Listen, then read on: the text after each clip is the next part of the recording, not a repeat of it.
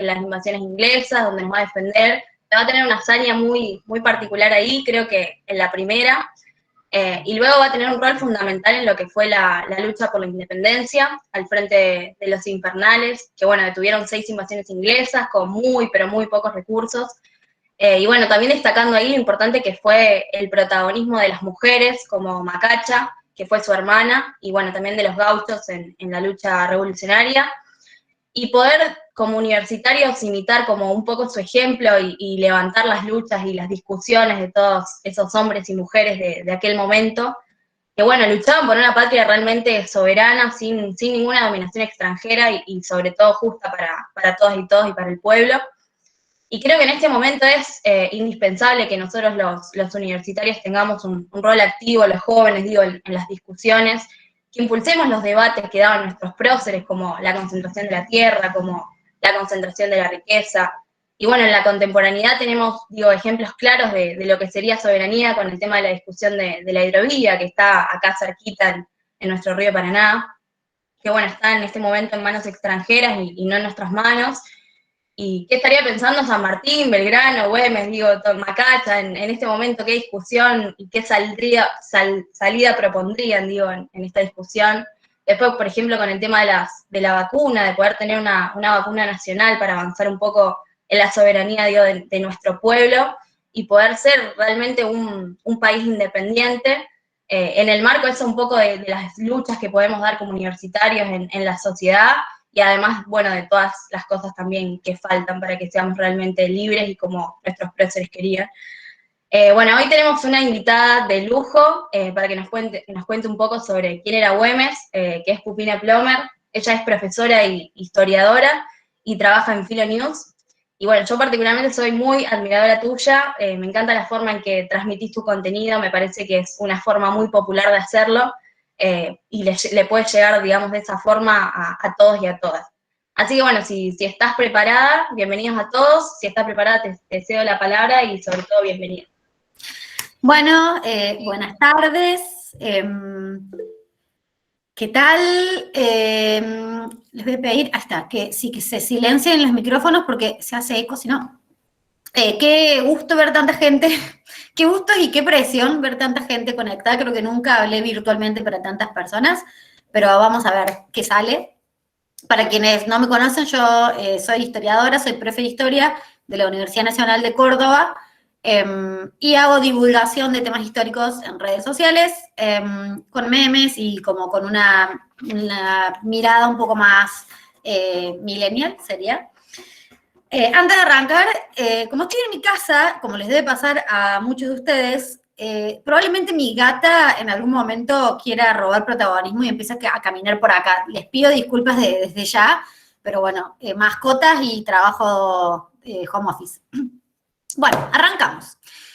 Hoy, justamente hoy, porque es un feriado que se movió, si fuese un feriado inamovible no estaríamos acá ahora. Hoy es, esperen que voy a compartir pantalla, el feriado de el aniversario de los 200 años del fallecimiento de Martín Miguel de Güemes. Una fecha muy, muy zarpada porque estamos diciendo que se cumplen 200 años. La verdad es que me hubiese gustado que se hiciera un poco más de mella de este efeméride. La verdad es que me da mucha pena. A ver, esperen, ahí está. ¿Quién fue Güemes? Esto es lo que vamos a ver hoy. Vamos a ver por qué lo recuperamos hace tan poco, porque el feriado por el fallecimiento de Güemes se conmemora en realidad en nuestro país hace muy poco tiempo, desde el año 2016, y para entender por qué en el año 2016 se decidió incorporar una nueva efeméride, un nuevo feriado, tenemos que entender cuál fue la importancia de este sujeto y por qué recién ahora lo estamos reivindicando y no en los 200 años anteriores. Antes de arrancar con esto, nos vamos a poner un poco en contexto y primero les voy a dar un dato curioso sobre esta pintura que están viendo. Esta pintura es la que se utiliza para graficar a Güemes, pero en realidad no es Güemes, es uno de sus hijos. Güemes nunca se dejó retratar porque no quería que sus enemigos lo reconocieran. Entonces no tenemos un retrato real de Güemes. se hizo digamos, este es de su hijo, la gente contemporánea a él decía que su hijo era muy parecido a él, pero es su hijo, no es Güemes. No tenemos una pintura de Güemes porque él, como era, digamos, esto habla mucho de cómo fue su personalidad y cómo fue como político, no quería que lo retraten para que no lo reconocieran sus enemigos. Ahí ya habla de su personalidad, su templanza y su carácter.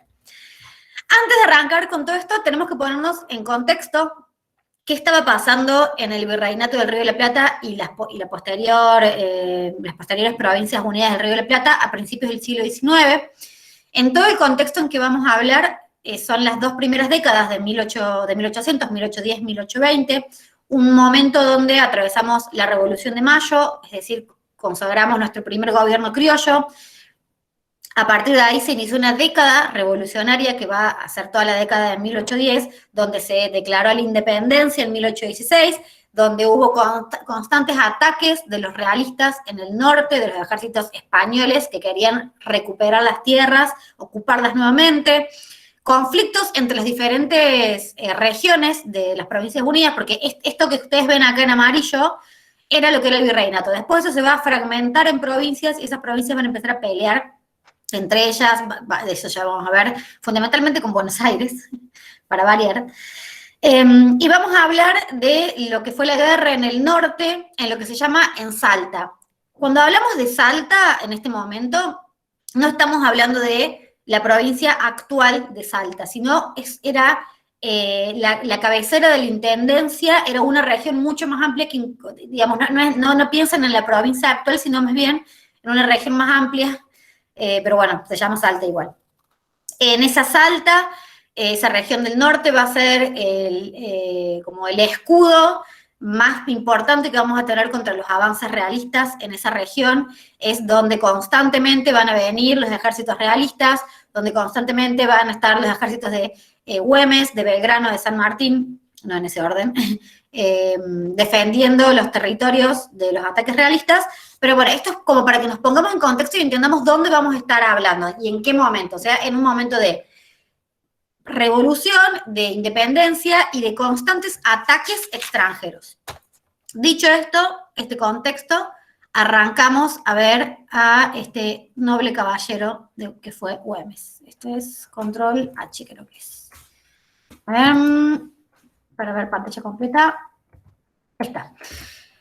Dijimos entonces que la provincia de Salta estaba constantemente asediada por los avances realistas, esa es como el loguito de Salta, constantemente hostigado. En ese contexto va a aparecer esta figura, que es Güemes. Bueno, esta figura no, sino esta figura, este dibujo que vemos ya sabemos que no es realmente Güemes, pero bueno, lo utilizamos para graficarlo.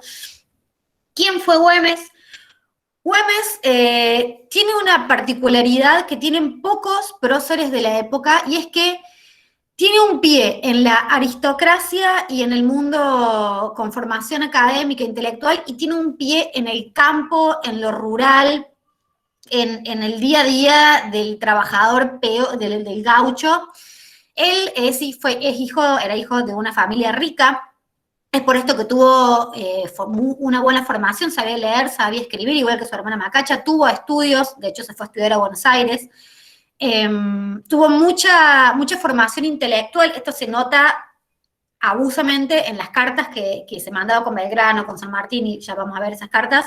Es una persona con muchísima formación académica, pero también con formación militar. A muy corta edad, a los 14 años, él se unió a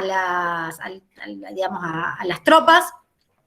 Fue muy buen militar, un poco porque desde chico, como tenía esta cercanía al mundo rural, porque su familia, bueno, se lo permitió, sabía montar muy bien a caballo, conocía la geografía de la región del norte, que esto ya lo va a ayudar cuando bueno, trabaje con San Martín. Pero bueno, esta es la particularidad que tiene, que es un prócer, porque la mayoría de los próceres que nosotros vemos son o muy del mundo académico o muy del mundo militar. Él es como que tiene un pie en cada lado. Sabe la realidad del día a día del gaucho, del peón rural, sabe la realidad del aristócrata, conoce la realidad de los sectores más pobres, y esto lo va a ayudar justamente a consolidarse como el padre del pobrerío, como le van a decir. Dijimos que se fue a estudiar a Buenos Aires en un momento, y va a coincidir con las invasiones inglesas de 1806 y 1807 en Buenos Aires. Para quienes no sepan, las invasiones inglesas fueron 2 intentos del gobierno inglés de ocupar, bueno, 2 intentos, lograron ocupar la ciudad y después se lo sacó zumbando, de ocupar la ciudad de Buenos Aires en un contexto en que el poder del rey español no estaba como muy presente en la ciudad de Buenos Aires. Como sea, Güemes era un pichi, un chico, tenía creo que 21 años en ese momento, era digamos, un militar joven, que va a demostrar que realmente tenía una cabeza militar muy zarpada cuando realiza una acción militar que hasta el día de hoy se estudia por lo compleja y por lo inteligente que fue la retirada del buque Justín. Sin entrar en muchos detalles, uno de los buques de las invasiones inglesas estaba en la orilla del agua, en aguas muy bajas. Güemes detectó esto, que a ese barco le iba a costar retirarse, entonces, y dio todo un plan en el momento para ocupar ese barco. La ocupación de ese barco fue crucial en la retirada posterior de las tropas inglesas. O sea, se destacó como estratega militar, lo que le valió que lo reconocieran sus contemporáneos y, bueno, lo ascendieran militarmente.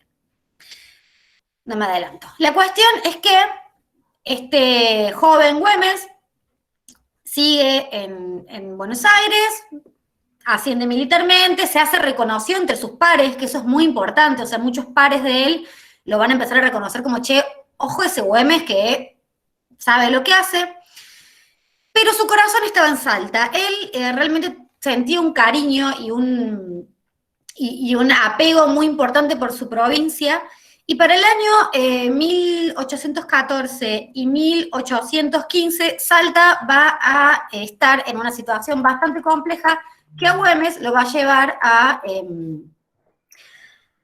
proponerse defenderla. Para el año 1814, para que entendamos qué estaba pasando en el norte, es el año en el que se da el paso de mando de Belgrano a San Martín, del Ejército del Norte, luego de una serie de derrotas militares sufridas por Belgrano.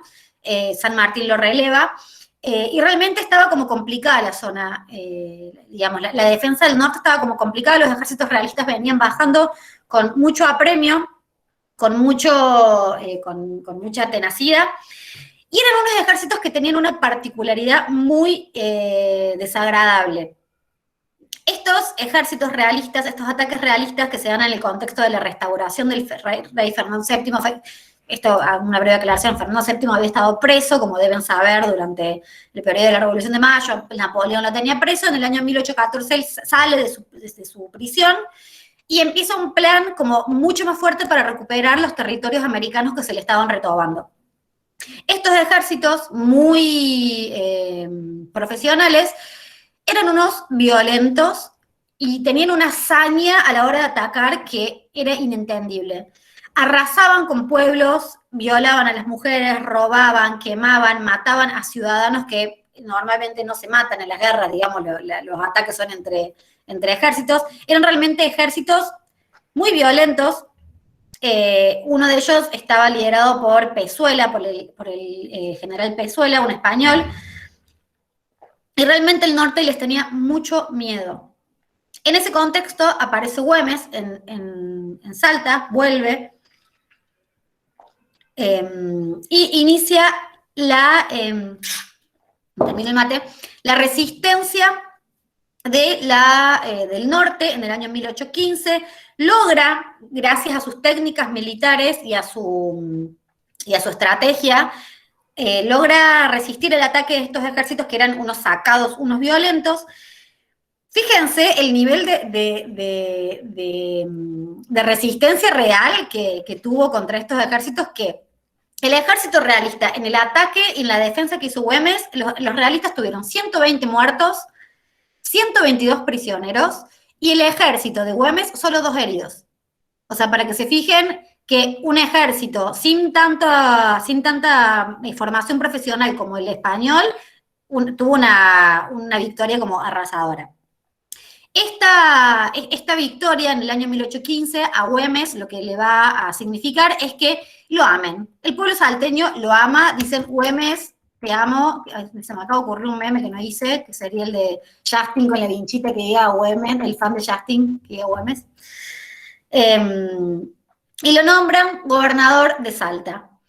¿Cuál es la particularidad de que Güemes lo nombren gobernador de Salta? Es la primera vez que un gobernador es designado por el cabildo local y no por Buenos Aires. Porque en ese momento Buenos Aires designaba a los gobernadores. Es tipo, el gobernador de Salta va a ser fulano. Es la primera vez que el cabildo local dice, che, mira, este Güemes nos salvó de la peor, lo hagamos gobernador. Y esto un poco a Buenos Aires le va a incomodar, Buenos Aires va a decir, ¿qué onda este Güemes? ¿Qué onda este Güemes? Buenos Aires no le va a tener mucho afecto a Güemes. ¿Por qué? En este contexto, ya estamos hablando de esto que yo les dije, ya no somos más un virreinato, somos provincias unidas.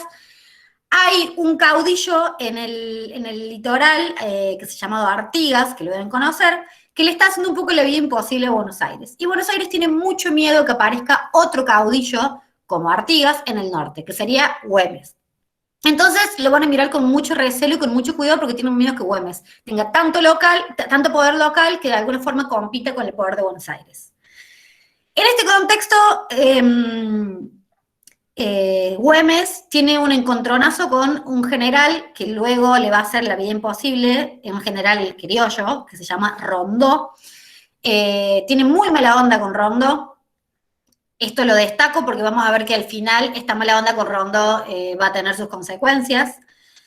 Güemes, en esta defensa que está haciendo de los avances realistas, le pide a Buenos Aires que le mande ayuda, que lo ayude de alguna forma. Buenos Aires le dice, no, mira, no, que estamos ocupados con Artigas, fíjate qué haces vos con Rondó, como que Buenos Aires no apoya mucho a Güemes hasta el año 1816, donde el director supremo, que sería el director del directorio, el presidente del directorio, que es el gobierno central de las Provincias Unidas del Río de la Plata, que va a ser Pueyrredón, ahí va a cambiar un poco la onda, porque Güemes tiene buena onda con Pueyrredón, pero no me quiero adelantar. La cuestión es que Güemes no estaba solo en todo esto. Tenía un colega, un amigo, de hecho ellos hablan de una amistad constante y esto se puede ver en la cantidad de cartas que se mandan todo el tiempo, que es San Martín. San Martín y Güemes no solo comparten una amistad, pero posta, digamos, uno lee las cartas y se nota que hay mucho afecto en esas cartas, sino que comparten un plan. Comparten el plan continental, comparten la idea de la patria grande, de la América unida, de la causa común. Güemes le dio una manazo a San Martín durante todas sus campañas. De hecho, cuando San Martín inicia el cruce de los Andes, Güemes es el que le cuida las espaldas, porque mientras San Martín se llevó el ejército profesional a cruzar los Andes, Güemes se va a quedar en el norte con su ejército, que ahora vamos a decir cómo se llama su ejército y lo vamos a ver, resguardando el norte para que San Martín pudiera cruzar los Andes. O sea, trabajaron siempre en conjunto, compartían sus ideales, realmente tenían un vínculo constante, se mandaban cartas todo el tiempo, generaban debates, realmente es un vínculo muy unido. No solo en las cartas, sino en lo militar, digo esto, hacían acciones conjuntas. Con otro también que va a tener una excelente relación es con Belgrano, también lo mismo con San Martín, una muy buena relación, un proyecto en común. De hecho, cuando Belgrano, cuando se hace el Congreso de Tucumán en 1816 para declarar la independencia, Belgrano en ese momento presentó un proyecto que fue como re polémico, que era el del Inca, el rey Inca. Belgrano la monarquía Inca proponía, le digo muy breve, en vez de hacernos independientes, nombrar como rey al descendiente del último Inca, como para ponernos a la altura de las monarquías europeas, y Güemes lo banca en esa. Pero bueno, obviamente eso no ocurrió, ¿no? Pero bueno, Güemes, quiero remarcar esto, tenía un vínculo muy cercano con San Martín y con Belgrano. Bien, ¿cómo hizo todo lo que hizo Güemes? ¿Cómo hizo esto que yo les digo que defendió el norte, que qué sé yo, que lo hizo con su ejército llamado los Infernales? ¿Quiénes eran estos infernales? Estos infernales eran un grupo de un ejército gaucho, un ejército gaucho, bien digo. ¿Quiénes eran estos gauchos? Eran paisanos, pequeños y medianos terratenientes, propietarios, digo, arrendados, trabajadores rurales, todos estos grupos de personas de medianos y bajos recursos que trabajaban en el campo van a tener una nueva identidad que va a ser la de gauchos. Acá nace esta idea de gaucho. En ese momento no existía gaucho como sector social, sino que se va a armar, digamos, con todos estos sectores. Estos gauchos tienen la particularidad, estos infernales, de vestir de rojo. Un poco de ahí viene su nombre. Otro poco viene de que realmente eran infernales en el campo de batalla, invencibles. Así que bueno, ahí está como el doble juego del color rojo, que en realidad era el rojo federal, pero bueno, era realmente el infierno encontrarte con los infernales en el campo de batalla. Eran grupos de gauchos que se unían al ejército de manera voluntaria. Güemes no hacía levas forzosas. Levas forzosas es cuando a la fuerza se incorporaba gente al ejército. A Güemes no le va a hacer falta eso porque la gente lo ama. El pueblo, el gauchaje lo ama y voluntariamente se van a incorporar a las filas de los infernales. Eran ejércitos que distaban muchísimo de ser ejércitos profesionales, como les dije al principio, sino que eran ejércitos como gauchos, gente que de golpe iba con su boleadora, con su sable, con machete corto, fundamentalmente las boleadoras, muy diferente a los ejércitos europeos, españoles, que eran como profesionales, con el chalequito, con el cosito. Estos eran bien del pueblo. Güemes un poco se gana a este ejército de los infernales, generando empatía con ellos.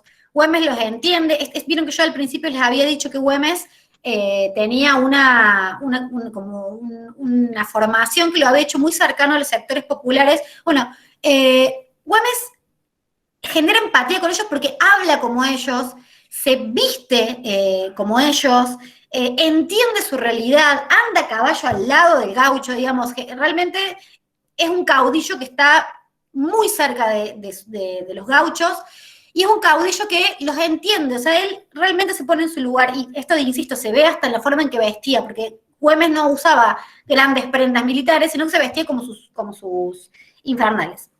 Ahora, ¿qué le ofrecía a estos infernales? Estar en los infernales, digamos. ¿Cuál era la ventaja que un gaucho podía sacar de participar de los infernales? La posibilidad de ascenso social. ¿Qué ocurre con esto? Dijimos que estos gauchos son pequeños o medianos propietarios, arrendados, paisanos. Bueno, participar en los infernales les va a permitir ascender socialmente, porque en primer lugar, los que tienen alguna pequeña propiedad van a estar exentos de impuestos. Los que son arrendados van a estar exentos de pagar los alquileres, los tributos, en realidad. Entonces, esto te permite ascender socialmente. Por otro lado, Güemes le va a dar algo que se llama, y esto es muy polémico, el fuero militar. Fuero militar significa que estos infernales, si cometen algún delito, no van a ser juzgados por la justicia civil, sino van a ser juzgados por sus mismos jefes militares. Entonces, las condenas son muy laxas. ¿Qué van a hacer estos infernales? Van a aprovechar que no los van a juzgar de manera punitivista y fuerte por los delitos que cometen. Entonces, bueno, van a hacer algunas cuestiones, algunos pillajes. Van a robar ganado, no van a pagar algunas cosas, se van a aprovechar de estos fueros que tienen, que de alguna forma, ideológicamente, es una manera de hacer justicia redistributiva. O sea, digamos, esto está pensado por encima como decir, bueno, y es un poco de justicia redistributiva, le saca un poco al que tiene mucho, y esto va a ser lo que más problemas le va a traer a Güemes. Porque toda la financiación de estos infernales va a recaer en los grandes propietarios, en los comerciantes, en los terratenientes, son los que van a tener que bancarse que los infernales le choreen cosas, tipo les roben ganados, y aparte van a tener que poner dinero, ganado, armas para la guerra. Bueno, acá lo podemos ver. Los infernales aprovechándose de las libertades que le dan los fueros militares. Pero no quiero que nos quedemos con esa idea, sino que pensemos a los infernales como esto, como un grupo de gente del pueblo que ve un líder que les da la posibilidad de ascender socialmente y eso los vincula afectuosamente a ese líder. Ahora bien, estamos hablando todos hombres, ¿no? Los infernales, San Martín, Belgrano, Güemes, Durante mucho tiempo se dijo que en las guerras de la independencia solo participaron varones. Hoy sabemos que no, por suerte, por toda la revisión que estamos haciendo con perspectiva de género, sabemos que fueron un montón. Acá vamos a hablar de 3 nombres propios, sin dejar de lado el hecho de que hubo muchísimas otras mujeres anónimas, que no sabemos sus nombres, que participaron de todo esto. Ahora vamos a brevemente mencionar a Juana Zurduy, María Remedios del Valle y Macacha Güemes. María Remedios del Valle, la capitana, la madre de la patria, como se la conoce hoy, fue una militar afroamericana que participó en la batalla de Ayohuma con Belgrano, como rango de capitana, muy raro, digamos, porque no solo era mujer, que ya era difícil, digamos, acceder a la posibilidad de estar en el campo de batalla, sino que además era mujer afro. Insisto con esto que es difícil que haya mujeres en el campo de batalla, porque si bien hubo muchas mujeres en las guerras, estas mujeres eran las que se ocupaban de las tareas de cuidado de los soldados. Y esos son los nombres anónimos que yo digo. Hubo muchas mujeres en la guerra que curaban los heridos, limpiaban o afilaban las armas, no sé, alimentaban a los soldados, y de esas mujeres no tenemos registros de sus nombres. Pero bueno, acá tenemos 3 nombres propios. La otra mujer es, se me chispoteó, ahí está, Juana Zurduy. Juana Zurduy es tal vez la más conocida de todas. Ella, bueno, nacida en la región de Chuquisaca. Ella llegó a tener el cargo de teniente coronel, que es un montón, se lo dio Pueyrredón en el año 1816, gracias a la insistencia de Belgrano, que de hecho Belgrano hasta le otorgó su sable. Ella participó en la defensa del norte, fue colaboradora muy estrecha de Güemes, un poco más al norte, pero sí tuvo mucho vínculo con Güemes. Y bueno, probablemente sea la mujer que más reconocemos hoy, digamos. La más reconocida. Y finalmente está Macacha, que es la que vamos a hablar bien ahora, que era la hermana de Martín Miguel Güemes. Macacha, al igual que Güemes, tenía esta cuestión de un pie en cada lado. Sabía leer y escribir, había tenido educación, pero al mismo tiempo sabía andar a caballo, sabía agarrar la pala, ¿sí? ¿Podés poner la foto de Juana Zurduy? Ahí está. ¿Qué es la bandera que tiene al lado de Argentina? ¿Es la de Italia? Es la bandera de Bolivia. Igual esto es agregado ahora y es polémico, porque cuando Juana Zurduy vivía no existía ni Argentina ni Bolivia como país. Esto es... Parece la bandera de Italia. No, son los colores de la bandera de Bolivia. Es una amarilla en el medio. ¿Pero qué, ella es boliviana o argentina? No existía ni Argentina ni Bolivia en ese momento. No existía ninguna de las dos. O sea, los límites nacionales que hoy definimos como Argentina y como Bolivia son recién de mediados y fines del siglo XIX. En el momento en que estamos hablando ahora, digamos, todo este periodo, no existía el límite nacional. O sea, no podemos hablar de Argentina y de Bolivia. Hablamos de una patria grande, digamos, hablamos de las Provincias Unidas del Río de la Plata, de una región sin divisiones nacionales. Que eso va a ser una de las conclusiones. Pero Argentina y Bolivia no existían como país. Estamos diciendo que es el norte de que es lo que vimos al principio. A ver, al principio. Ahí está. ¿Ven? Todo esto éramos una sola región. Estábamos atravesando procesos diferentes. En ese momento lo que hoy es Bolivia estaba atravesando otro proceso, pero no existía Bolivia y no existía Argentina. Éramos parte de un mismo territorio con procesos revolucionarios diferentes, pero no había un límite, no había una frontera que vos cruzabas con un pasaporte para decir, acá estoy en Bolivia. Pero bueno, el cuadro de Juana Zurduy es moderno, es contemporáneo, entonces se le colocaron esas banderas. Pero es errado hablar de Argentina y de Bolivia para este momento. Volvemos a Macacha. Bueno, Macacha entonces decimos que al igual que Güemes tiene esto de un pie en cada lado. Sabe leer, escribir, ha estudiado, pero al mismo tiempo sabe andar a caballo, digamos, no es una mujer de la aristocracia que una imaginaría tomando el té, sino que la loca tipo a caballo arengando tropas, que es un poco, se le permitió esta misma formación que tuvo su hermano de tener un pie en cada lugar. Macacha, ¿por qué es tan importante para el periodo? Porque fue una de las pocas mujeres que se destacó en el ámbito político público. ¿Qué pasa en este momento? Tenemos las mujeres que están en el ejército, ¿no? Juana Zurduy, María Ramírez del Valle, bueno, que están, digamos, destacándose en el ámbito de la guerra.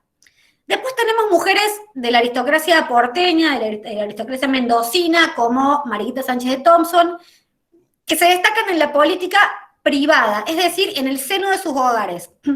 Son mujeres que hacen política, pero en tertulias, en lugares privados. Macacha hace política pública, o sea, es reconocida en la calle como un par de Güemes. De hecho, cuando Güemes no está en la ciudad, ella es la que se queda a cargo, digamos, de la ciudad. Fue una operadora política zarpada en el conflicto que tuvo Güemes con Rondó, que yo les dije al principio, que recién cuando Güemes empieza a defender el norte, tiene un encontronazo con Rondó, que ya ahora en un ratito les voy a decir que desencadena eso. Ella fue la que medió en ese conflicto. Ella participa en actos públicos, o sea, habla de manera pública, lo cual es zarpado para la época.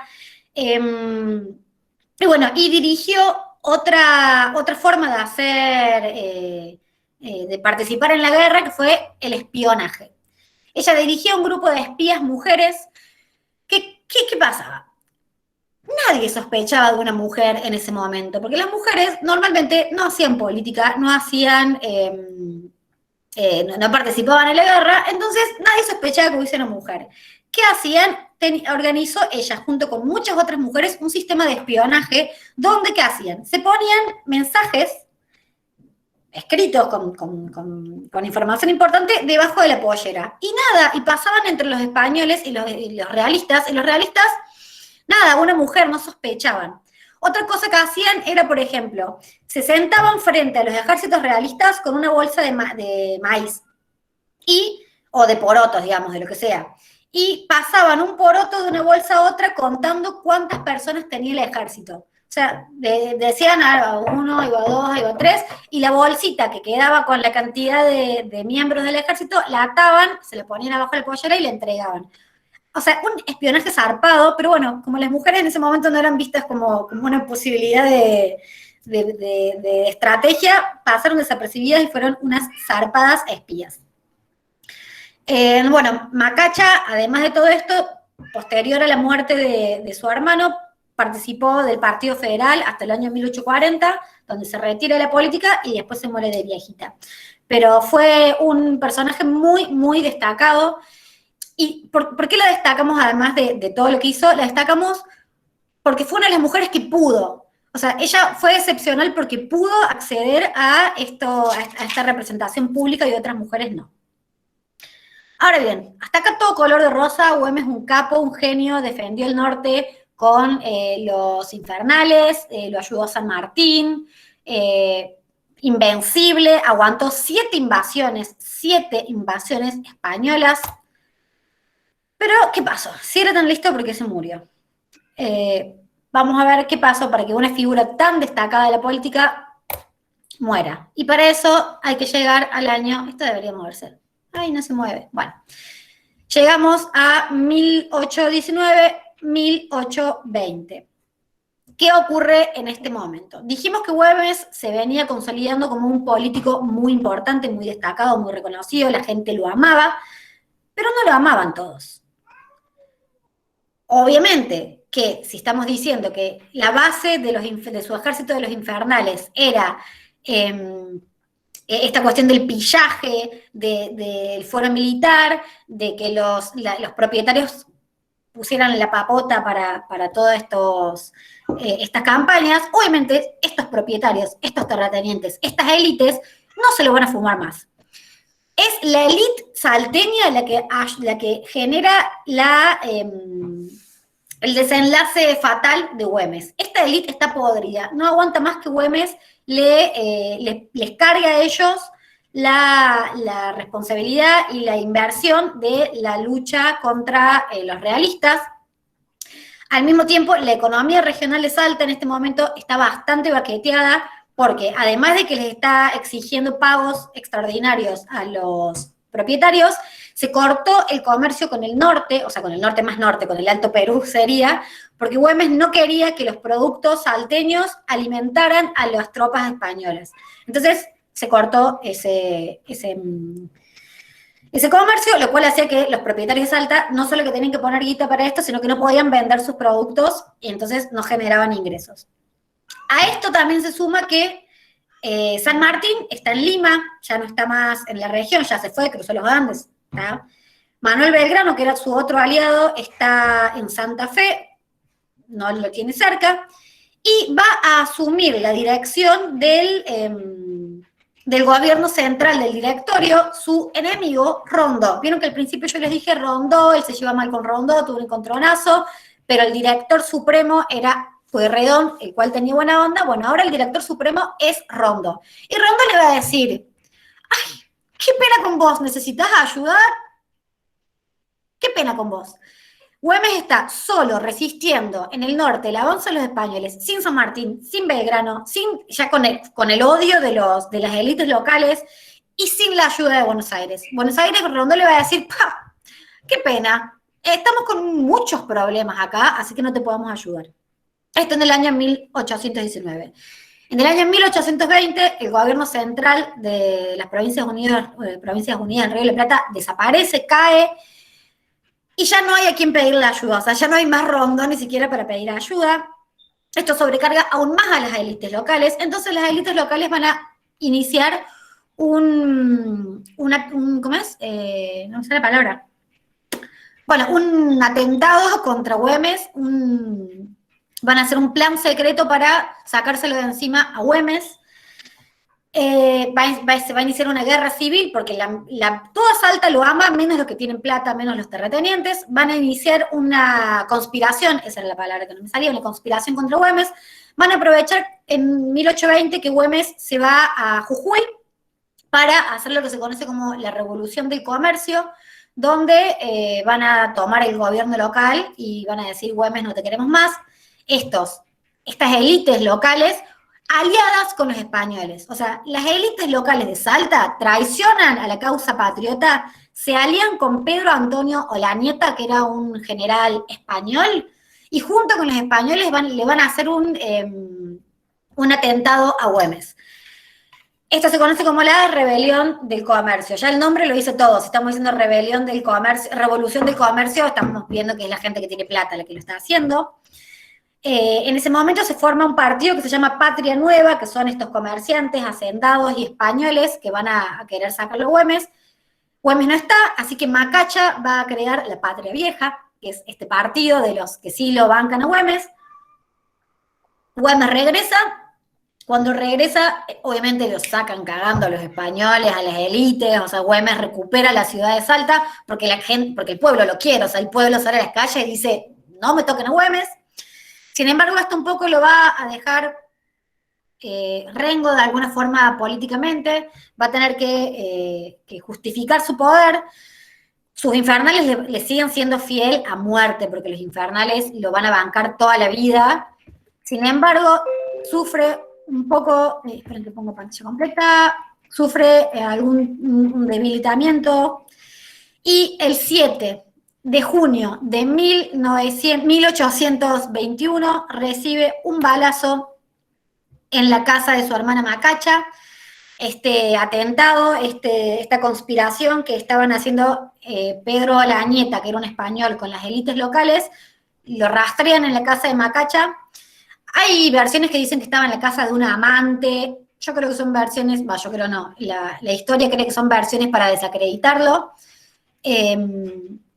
lo encuentran. Él, cuando se está retirando, recibe un tiro por la espalda, un tiro en el coxis, y 10 días después, el 17 de junio de 1821, muere. Y esta es la imagen que retrata su muerte, donde se lo ve a él tendido, rodeado de sus infernales y del pueblo. O sea, en este cuadro se ve pueblo llorando su muerte. En el medio es importante destacar que 2 veces le ofrecieron rendirse, 2 veces, o la nieta lo contactó para que se rinda, y Güemes le dijo, yo no me voy a rendir, o sea, yo prefiero morirme antes que entregarme a los españoles. Cuando muere, la Gaceta de Buenos Aires, el diario más popular de Buenos Aires, tituló esto: murió el abominable Güemes, tenemos un cacique menos. ¿Por qué destaco esto que dijo la Gaceta tras la muerte de Güemes? Porque fíjense que en el momento, o sea, Güemes resistió el avance español, 7 invasiones españolas, defendió el norte, y Buenos Aires, sin embargo, no lo bancó ni muerto, digamos. Es este terror que tenía Buenos Aires a los líderes fuertes del interior, este terror que Buenos Aires tenía que aparecer otros Artigas, que no supieron reconocer la causa, la lucha de Güemes, y este no reconocimiento de Güemes, de alguna forma, continúa hasta el día de hoy. Por eso hace tan poco tenemos el feriado de Güemes, porque esta historia oficial que nos enseñaron, nos enseñó a no reconocer a los líderes del interior. Siempre todo era Buenos Aires, siempre los gauchos eran salvajes, siempre los caudillos eran salvajes, y no, esas lecturas ya fueron. Hoy sabemos que Güemes fue uno de los personajes políticos más importantes de la defensa del norte. Tenemos que recuperar releer y recuperar las lecturas federales de nuestros próceres para conseguir realmente una historia federal, una historia que nos reconozca a todos y que no sea simplemente porteñocéntrica como lo fue durante tanto tiempo. 40 minutos. Timing. Bueno, pero esa es la historia que se implementó, ¿no? Desde Buenos Aires, desde 1870, con la historia oficial, ¿no? Implementada ya para el país, que bueno, gracias a esa historia oficial aparece el revisionismo histórico, ¿no? Y tan cierta la canción, si la historia la escriben los que ganan, quiere decir que hay otra historia. Exactamente, sí, esa historia de corte liberal, mitrista, sarmientista, donde todo lo que es del interior es menos, es salvaje, es bárbaro, y figuras como Güemes, que distaron de ser salvajes, de ser bárbaras, digamos, fueron ninguneadas, pero yo celebro que hoy en día las recuperemos como las estamos recuperando. Yo realmente, en mi formación académica, la verdad es que sí, estudié sobre Güemes, yo me recibí hace 9 años, pero recién hace poco que, tipo, me puse a leer sobre Güemes y no puedo creer. Bueno, mira, yo soy del interior de La Rioja, y con los caudillos nuestro pasó exactamente lo mismo, con Quiroga, con Peñalosa, Ni con hablamos de Varela, Peñalosa. Severo Chumbita. Realmente, justamente por esa mirada, como decía vos, mitrista, sarmientina, ¿no? Que implementaron una política que denominaron esa de policía para querer mostrar a la sociedad que nuestros caudillos eran ladrones, salteadores y demás. Exactamente. Y de repente también esto, ¿no? De cómo se repite esto de que las élites traicionan al nacionalismo siempre por sus beneficios, ¿no? Para seguir concentrando los poderes. Sí, también. Hay de realidad que la élite salteña realmente estaba siendo muy golpeada, digamos. También hay que reconocer eso, que entre el pillaje de los infernales y los recursos que tenían que estar poniendo para la guerra gaucha, realmente estaban agotadas. Pero bueno, también hay que ver por qué no llegaban recursos a Salta para los infernales. Bueno, es porque Buenos Aires no los quería mandar. Es como una cola de echar culpas. Bueno, gente, tenemos 5 minutitos para hacerle preguntas ahí a Pupina para que la aprovechemos. Si se quieren ir anotando por el chat, tenemos 5 minutitos para preguntar. Yo tengo una pregunta, me gustó mucho la exposición y tengo una pregunta que es, bueno, trayendo un poco, digamos, el rol nuestro universitario, ¿cuál fue el papel, digamos, de la Universidad de Chuquisaca, si no nombro mal el nombre, en el proceso revolucionario y, o sea, qué aporte, digamos, hicieron los intelectuales? Bueno, la Universidad de Chuquisaca, una formadora de intelectuales latinoamericanos. Uno Mariano Moreno, digamos, fan, hashtag Universidad de Chuquisaca, de hecho muchas de las ideas de la Revolución Francesa que tiene Moreno fueron traídas por la Universidad de Chuquisaca. Formó, digamos, en esta cuestión revolucionaria a muchísimos intelectuales de América Latina, en las ideas de la Revolución Francesa, de la independencia de los Estados Unidos. Por ejemplo, lo del principio de la retrogresión de la soberanía, que es cuando el rey Fernando VII lo meten preso las fuerzas napoleónicas, hay un principio que se llama retrogresión de la soberanía, que es que el poder del rey vuelve al pueblo. Y es el pueblo el que puede ejercerlo. Esa idea de la retrogresión de la soberanía llegó a América gracias a la Universidad de Chuquisaca, digamos, gracias a la formación intelectual de esa universidad. O sea, fue como imprescindible sus aportes para la gesta revolucionaria americana. Bueno, sigue para una pregunta Martín Aguerrido. Hola, ¿qué tal? Buenas. Y me cautivó mucho y fantástico lo que sabes de Güemes. Y quisiera preguntarte qué elementos o qué medios audiovisuales se puede utilizar para a la hora de explicarles al aula a los chicos Mira, aspecto. sobre este periodo están todos los trabajos de Di Meglio, que es un divulgador, un historiador muy serio y hace divulgación. Están o los libros de él o toda la serie de él que hizo para Canal Encuentro. Si googleas Di Meglio Encuentro vas a ver un montón de material audiovisual.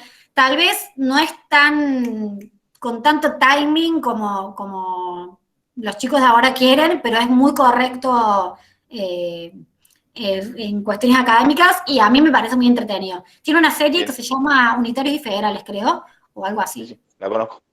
Eso para mí es bibliografía obligatoria de Di Meglio. Y también te consulto, hay una película que en 2015, Argentina, se llama El prisionero británico, o El prisionero inglés, que relata principalmente lo que fue las invasiones inglesas. ¿Se puede utilizar como material ese recorte? ¿También? No la vi a la peli, la tendré que ver. Bueno, muchísimas gracias. Gracias a vos, la voy a anotar. Bueno, no sé si alguien más se quiere anotar, que ya estamos casi en horario. Ahí en el chat hay unas preguntas. A ver.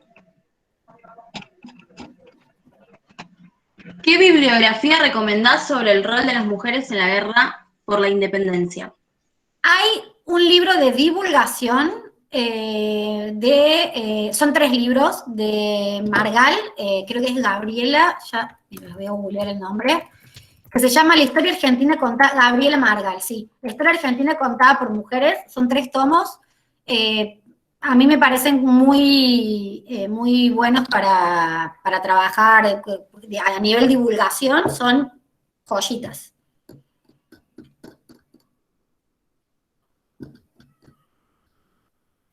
Bueno, y son todos halagos los del chat, te queremos como profesora. Gracias. Bueno, nada, capaz que para cerrar te quería hacer 2 intervenciones más. Bueno, como qué Argentina, digo, pensaban estos revolucionarios y cómo es seguir luchando hoy por la independencia, digamos, en nuestra época. Yo creo que, bueno, no se pensaba en una Argentina en ese momento con los que les decía recién, sino que se pensaba en una patria. San Martín, Güemes, Belgrano, pensaban en esto de una patria grande, digamos, de una unidad latinoamericana, por más que se sabía, digamos, que cada región iba a atravesar un proceso separatista, independiente, pensaban esto de una nación grande, de una patria grande, de una unidad latinoamericana, que, bueno, que hoy en día me parece que la tenemos un poco trunca a esa cuestión. Y bueno, soberana y demás cuestiones. ¿Y en qué forma podemos pensar la independencia hoy? Yo creo que con esta cuestión de la soberanía, bueno, que decías vos al principio, de la soberanía de nuestros recursos naturales, de la soberanía de nuestros recursos intelectuales, económicos, digamos, pensar, de cuidar lo nuestro frente a la presión extranjera, y cuando digo presión extranjera digo FMI, digo grandes empresas de megaminería.